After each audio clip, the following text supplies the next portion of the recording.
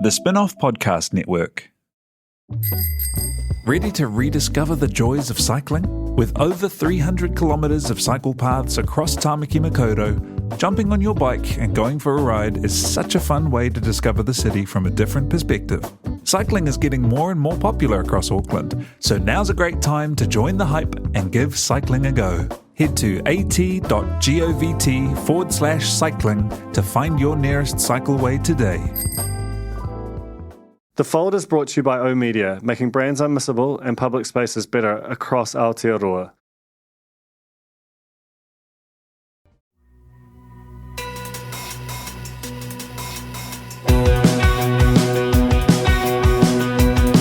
Nau mai, haere mai ki a The Fold, e mihi ne ko Duncan Grieve tōku ingoa. My guest today is Finlay Macdonald, who is here in his capacity as the editor of The Conversation New Zealand.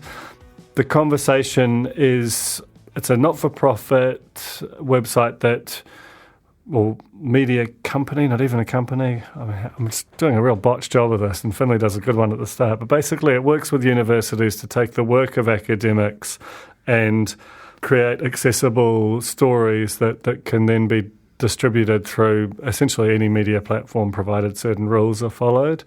It's the product of the mind of Andrew Jaspin, who was actually forced out of it in quite an episode in 2017. But he's a sort of serial entrepreneur and innovator within journalism, and I think the idea of the Conversation was actually a very good and trailblazing one. That's why what has driven its success.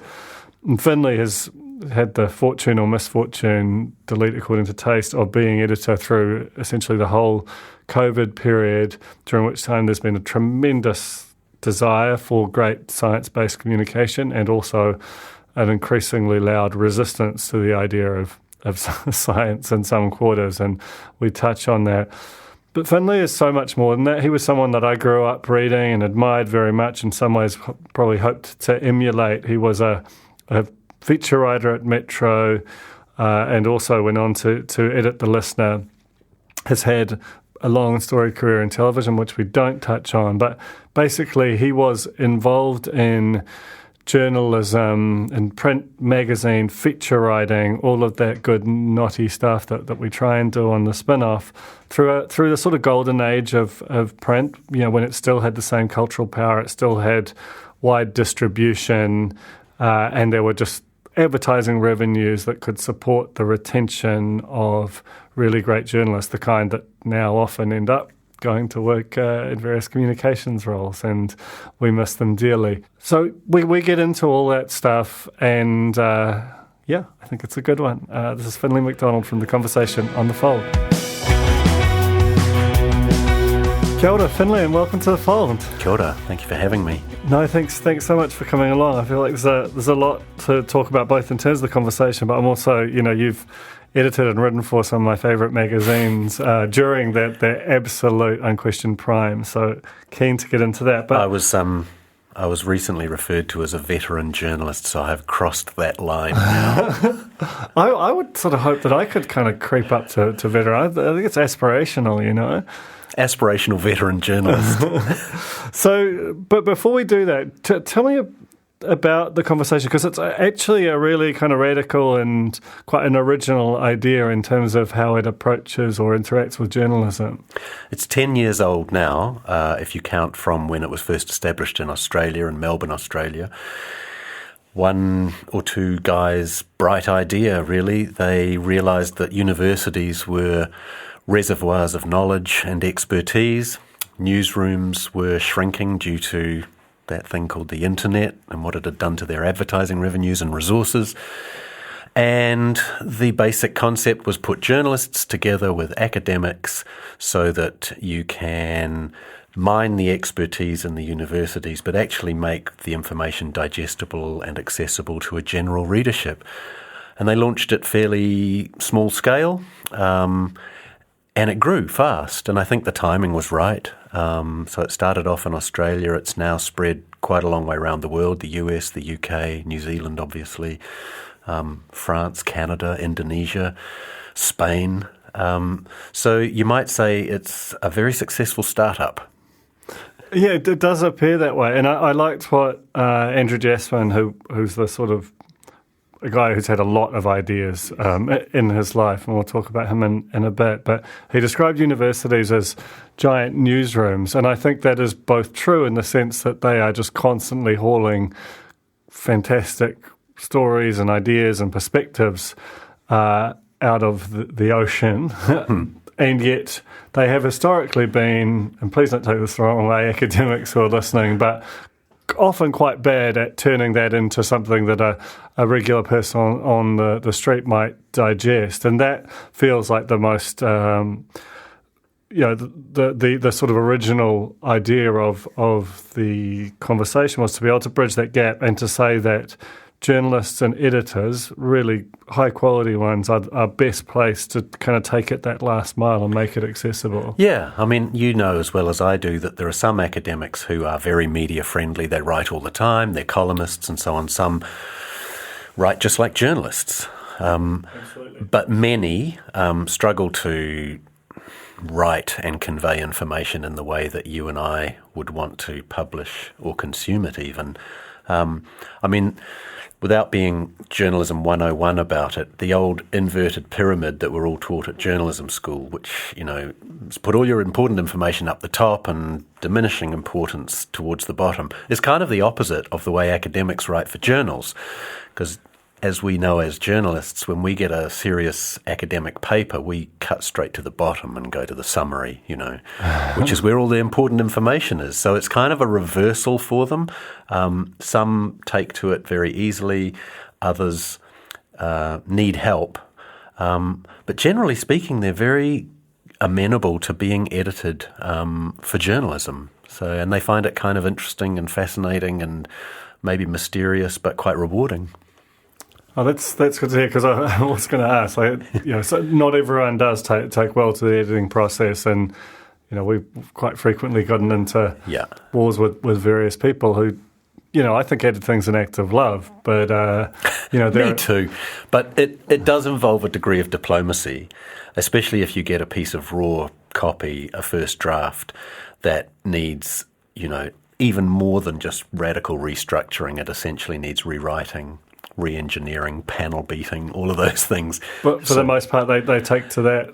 Well, I'm not saying that's the majority that you get, but when it does happen, you just have to launch in and say, look, this would never work if it was picked up by a republisher and, like the spin-off or Stuff.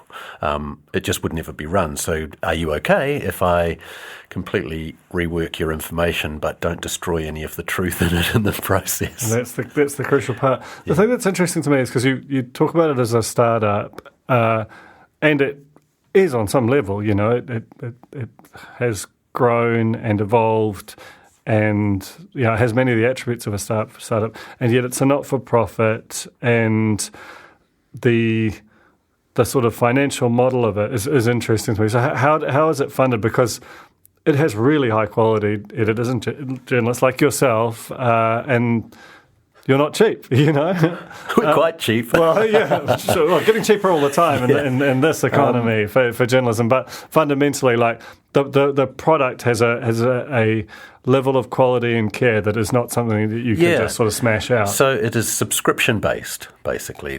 That's the key to it. So the universities pay an annual subscription fee to the Conversation to be members, and therefore their academics are eligible to be authors.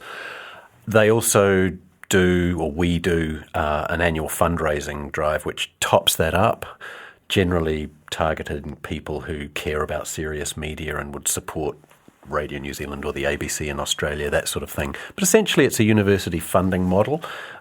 We maintain editorial independence, and each party seems to understand the nature of that arrangement. So it's not a master-servant one, because both parties get something really valuable out of it. And the universities don't pay a huge fee. It's just that there are a lot of universities. So when you add it up cumulatively, we've got all of the New Zealand universities as members, nearly all, if not all, in Australia and elsewhere. You can afford, on that basis, to run a fairly good, highly qualified, experienced newsroom. which is what we do. Do you find that the universities sort of understand the proposition? Because, that there can be a sense that last mile of communicating to a broader public, like you say, there are some academics who are brilliant at it, and we commission them regularly, that sometimes you can get a sense that, from parts of academia, that's almost like, whether it's someone else's job or it's even the public isn't really capable of understanding these heady concepts, which I would tend to argue that might be true in some kind of narrow instances, but I think a lot of the time both parties benefit from these ideas being more widely shared. I think the universities really do understand the value of amplifying the voices of their academic staff. The authors themselves, the academic authors, I always say to them, look, you should only do this if you want to. Personally, I think it is part and parcel of your role as a public intellectual. If you see yourself as a public intellectual, this is a nice part of the work that you would do. But it's not for everyone. Oddly enough, you can find potential authors and experts from areas such as engineering or bioscience and so on, which are very proprietorial, and they're doing research which could be monetized and so on. They're less keen to share some of their secrets, and for quite understandable reasons. But they're fine about explaining the intricacies of the science that they're an expert in. Often the science writers are actually the best at explaining to a lay audience because I think they're just used to lecturing stage 1 students and making complex information digestible at the outset. So, long answer to your question, everyone seems to get the kaupapa, yeah. And as far as because it feels like science has had, you've been with the conversation for 3 years, is that right? 2.5, I think, yeah. 2.5, and they've been a completely relaxing 2.5 years with no particular major news events that I can think of. No.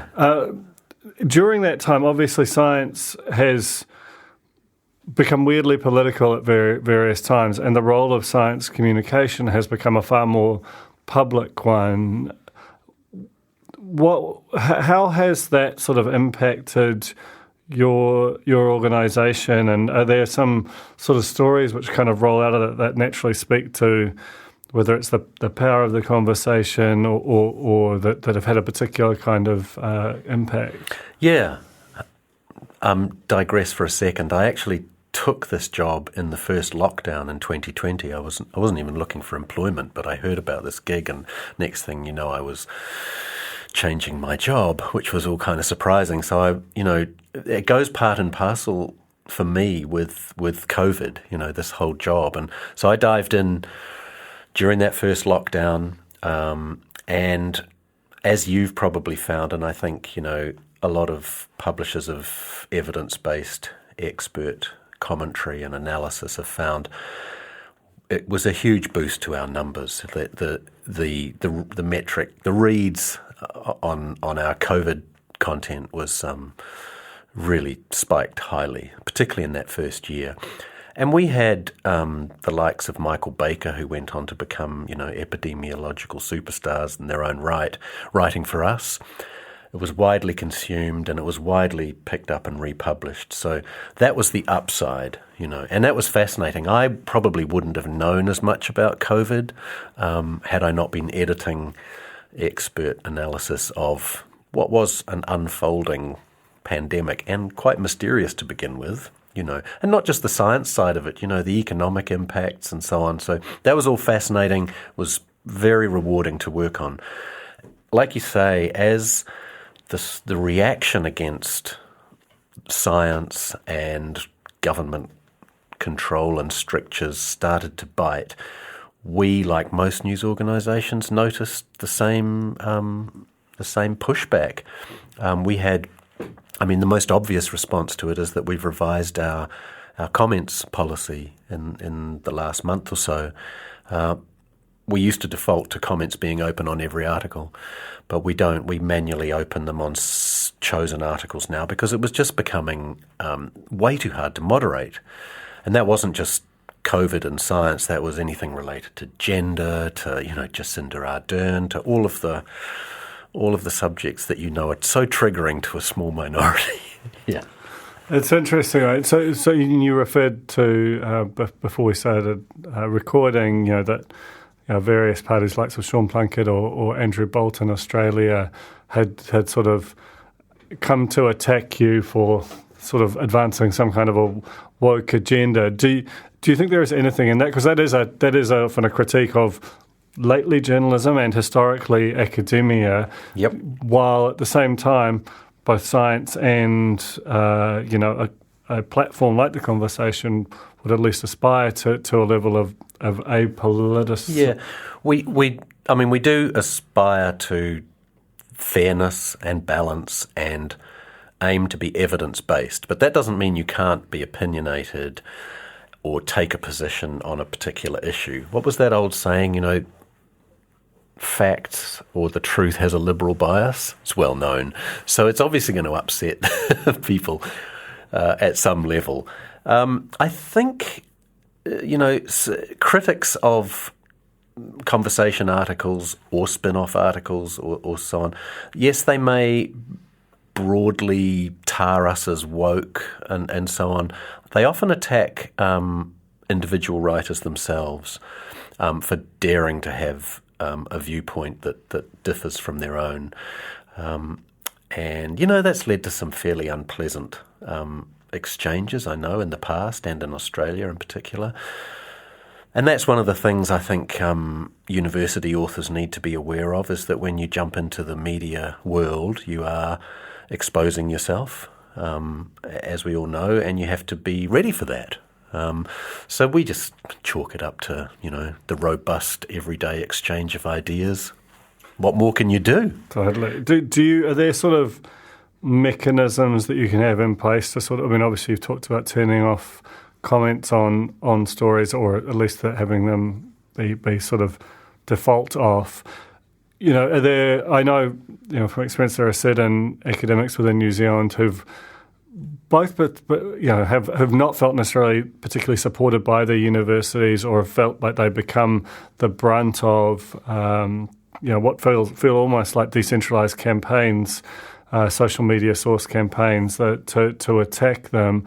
Have you sort of experienced that with some of your writers or editors, or how do you sort of respond when that kind of thing really whips up? Well, I know the kind of thing you're talking about, and I guess in the first instance, it really is the university's responsibility to look after and protect their own staff.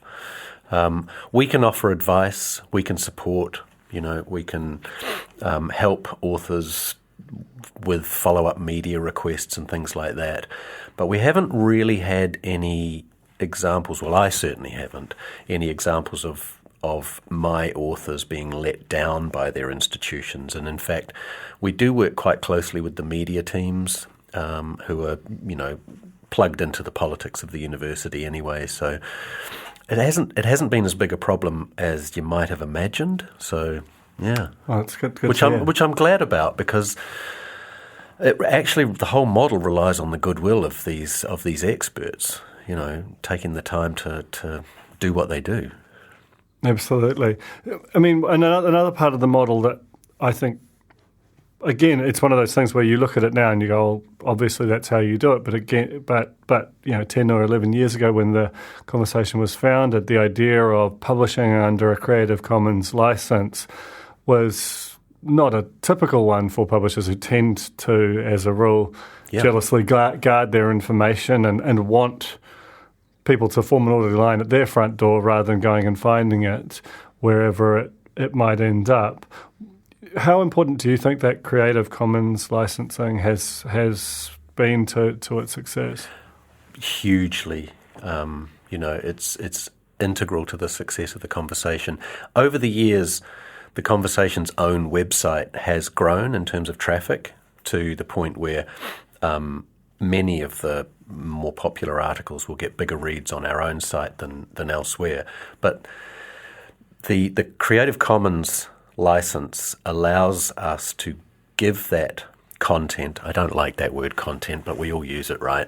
It's very hard to think of a better one. I know, without using more than one word. Yeah.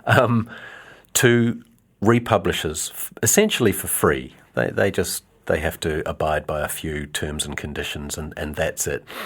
So what that means is that a given article can just be amplified many times over, and it can also travel around the world. Yes, on our platform, but also be picked up by major republishers in other countries, and that happens quite a lot. And for the universities and for the authors themselves, that's a huge bonus, really, because you get to disseminate your ideas and to a much broader readership than you would normally. And I think I said earlier, the flip side of it is you've got to look at it from the point of the newsrooms themselves, which have shrunk, which are under-resourced, and so they're hungry for quality content that has been through a professional editing process and that they can trust. So it's been a win-win in that sense, and we have great relationships with our major republishers, just precisely for those reasons. Yeah. Is there a story? I'm not trying to sound too PR-y, I promise. It just keeps coming out that way.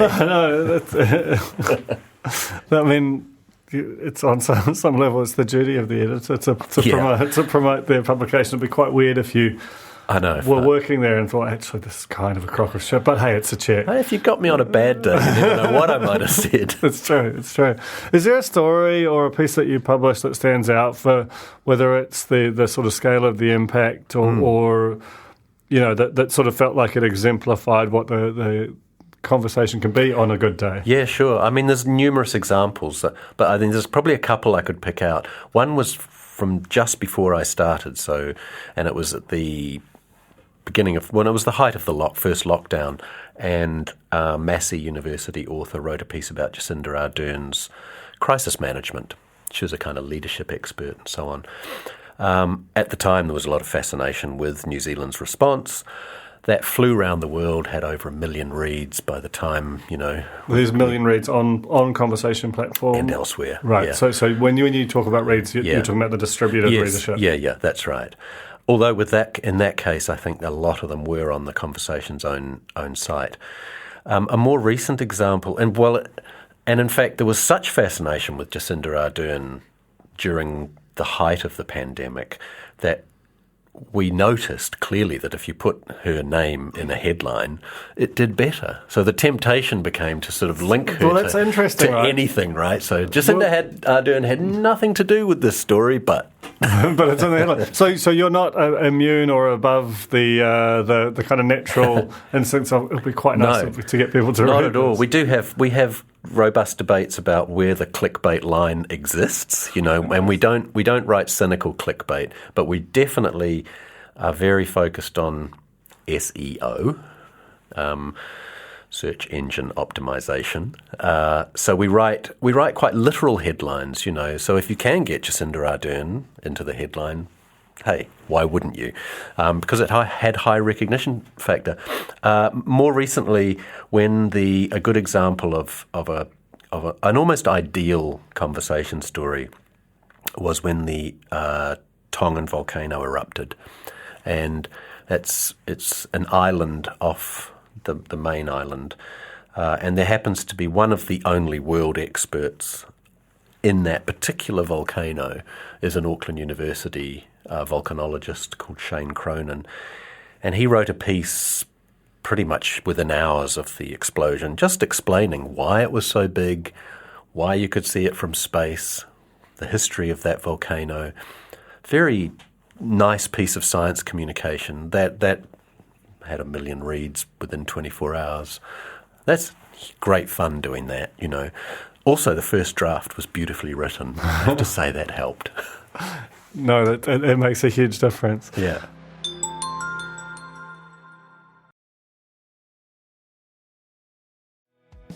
The Fold is brought to you by oOh!media, making brands unmissable and public spaces better across Aotearoa, with over 4,000 out-of-home advertising sites nationwide across both street furniture and retail centres. I'm super grateful to oOh!media for enabling us to make unmissable connections with Kiwis. Raising capital or taking your business to the world? Investment Fix has the lowdown on everything you need to make it happen. This season, we're exploring the US market, the opportunities it offers, what it takes to grow a business there, and the best way to approach investors. Join some of the superstars of the investment and business world as they share advice from their time in the US so you can make your mahi count in this massive market. The Investment Fix podcast, brought to you by Invest New Zealand. Tune in today. Skinny are helping you show how smart you are with the 1Q quiz, an all-new, super challenging and super quick daily quiz built by the Spin-Off. Every Monday, Skinny are giving you the chance to prove you're smart with the Skinny Extra Credit question.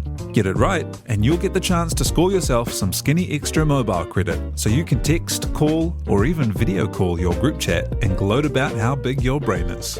T's and C's apply.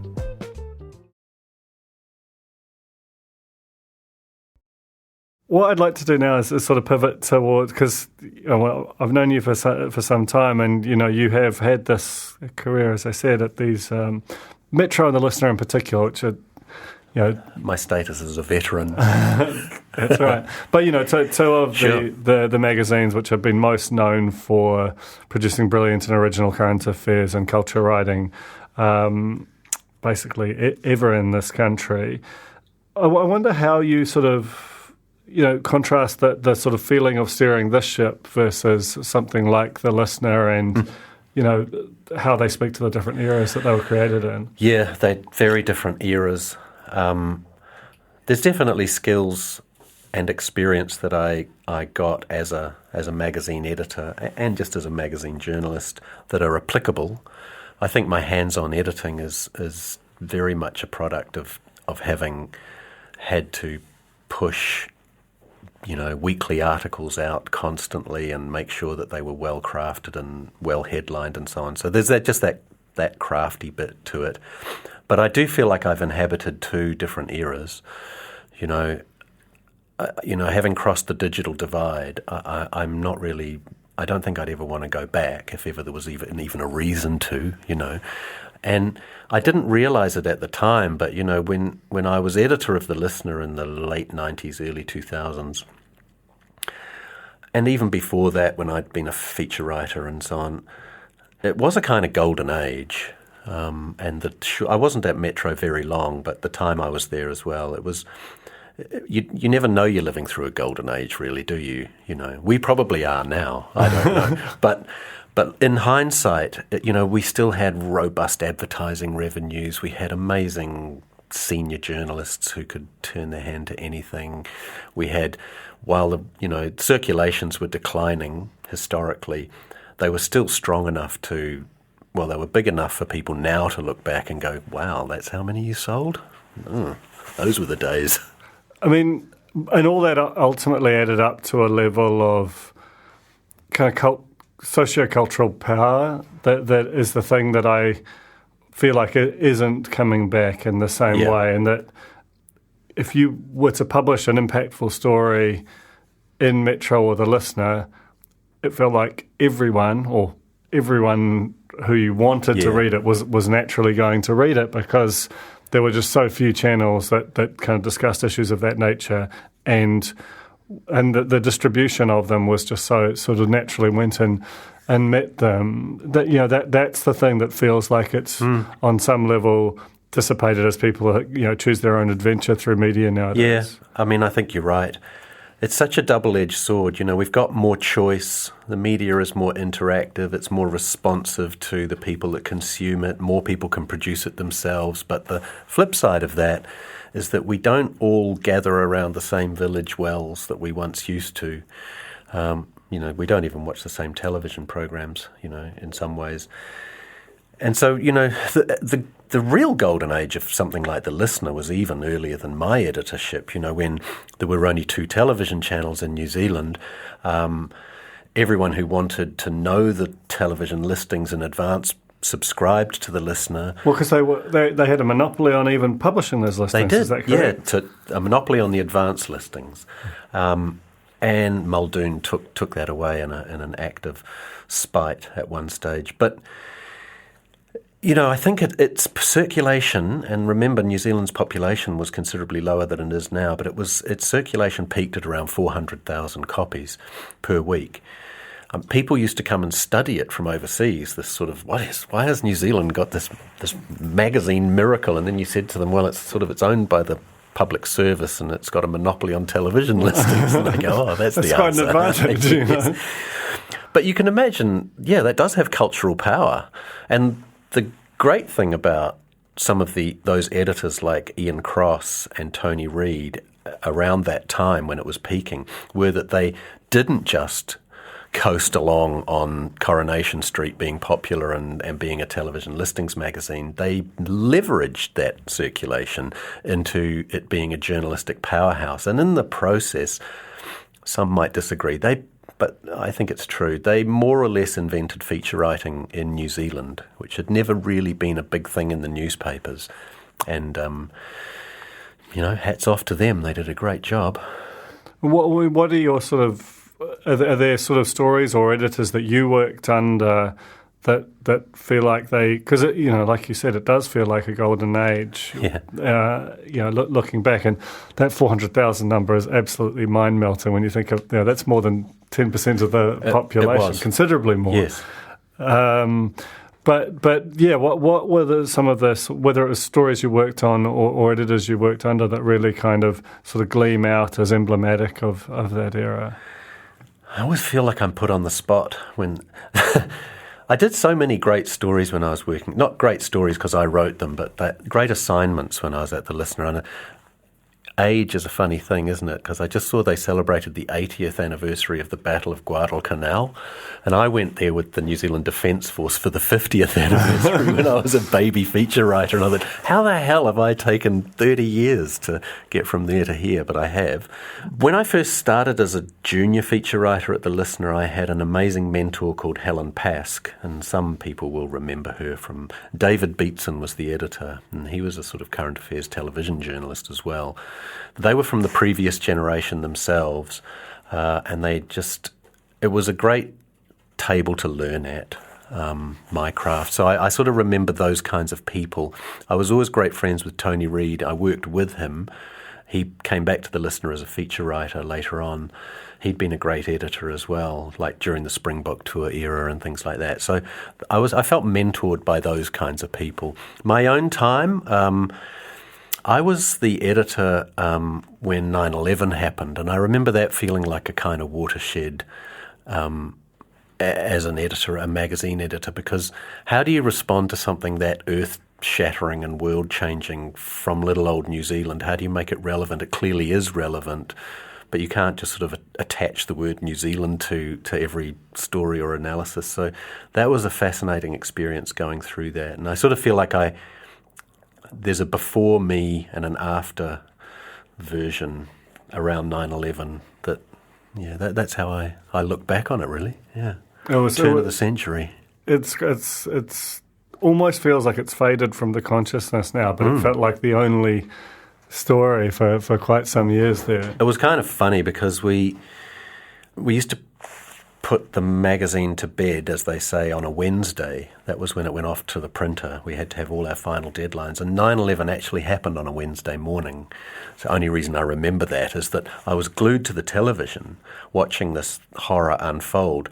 And like at about, honestly, 8:30 a.m. remembered that I was a magazine editor and should do something about this. And we went into the office and they said, well, we can do something badly because we just don't have time, or we can just write this whole issue off, really. It had some sort of concept cover about gated communities or something. I said, let's just forget it, that this 9/11, this is just another victim of 9/11.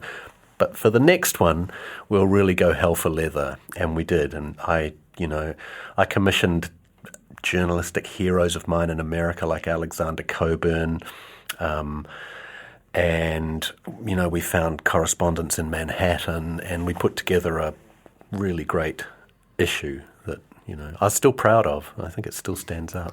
It's interesting to me because hearing you talk about it, I was editing a music magazine or a few years later, a much less popular one, but I miss those days and that sense of moment of the deadline. And then that amazing feeling of when it's gone to press but hasn't yet come back. And I miss them kind of almost unequivocally, even though obviously I love this era too. But you said before that you don't miss those days. No. What is it about? Well, it's not that I don't miss them.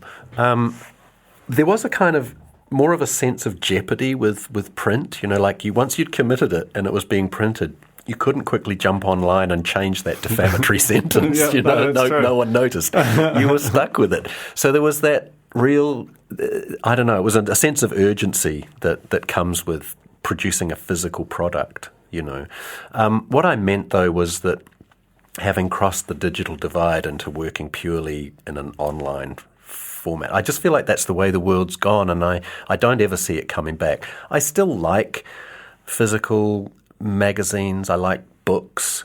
I'm not an entirely digitized person, but in terms of my day job and producing journalism or analysis or whatever it is you want to call it, I feel like this is much more effective than anything I could do by reverting to the old, inky finger world. Yeah. All right. Well, hey, thanks so much, Finlay. It's been so great to have you up here. Pleasure. And I sometimes get complicated feelings about the conversation because it's so well made, and you're right, it provides this important service to the balance of us in journalism. Like, how do we create a similar model? But I think that's on us for us to figure out. But briefly, I would say that there's many things that the conversation can't do, and are just not part of its remit. So. And that's probably the area that if you ask me whether I was frustrated or not, I used to love publishing satire, and that kind of fringe journalism, which we don't do, so you can do that. All right, we'll try and keep doing that. Thanks so much, Finlay. Thank you. The Fold was brought to you by the Spin-Off Podcast Network. It was hosted by Duncan Grieve, produced by T.I. Butler, with production management by Rachel LaRue and series production by Jane Yee.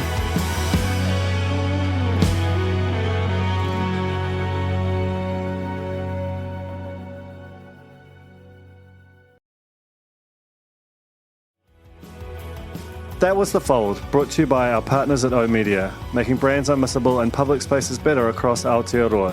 Huge thanks to oOh!media for sponsoring this episode of The Fold and enabling us to make unmissable connections with Kiwis.